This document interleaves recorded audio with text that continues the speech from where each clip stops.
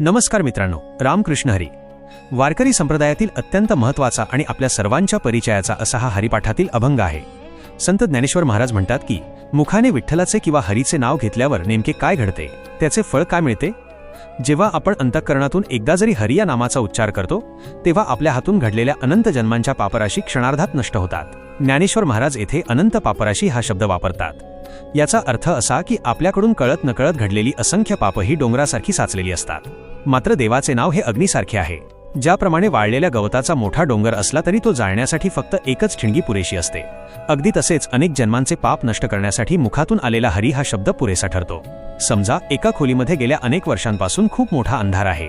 तो अंधार घालवण्यासाठी आपल्याला अनेक वर्षे कष्ट करावे लागतात का? अजिबात नाही. आपण फक्त एक दिवा लावतो किंवा एक छोटी मेणबत्ती पेटवतो आणि तो शेकडो वर्षांचा अंधार एका सेकंदात नाहीसा होतो. अगदी तसेच आपले आयुष्य कितीही दोषांनी भरलेले असले किंवा आपल्या मनात कितीही नकारात्मक विचार असले तरी नामाचा प्रकाश पडताच ते सर्व दोष क्षणार्धात लयाला जातात.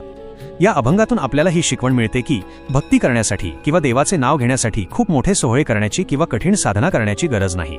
केवळ शुद्ध भावनेने आणि श्रद्धेने घेतलेले देवाचे नाव देखील आपल्याला सर्व दुःखांतून आणि पापांतून मुक्त करू शकते. कलियुगात नामस्मरण हेच सर्वात सोपे आणि प्रभावी साधन सांगितले आहे. त्यामुळे कामात असताना, चालताना किंवा फावल्या वेळेत मुखाने सतत देवाचे नामस्मरण करत राहा. तर मित्रांनो, ज्ञानेश्वर महाराजांच्या या ओळी आपल्याला नामाची शक्ती सांगतात. हा भावार्थ तुम्हाला कसा वाटला हे नक्की कळवा. या संपूर्ण अभंगाचा भावार्थ जाणून घेण्यासाठी चॅनेलला सबस्क्राइब करा व बेल आयकॉनला दाबून नोटिफिकेशन ऑन करा, जेणेकरून नवीन व्हिडिओ आल्यावर आपणास पूर्वसूचना मिळेल. धन्यवाद. रामकृष्ण हरी.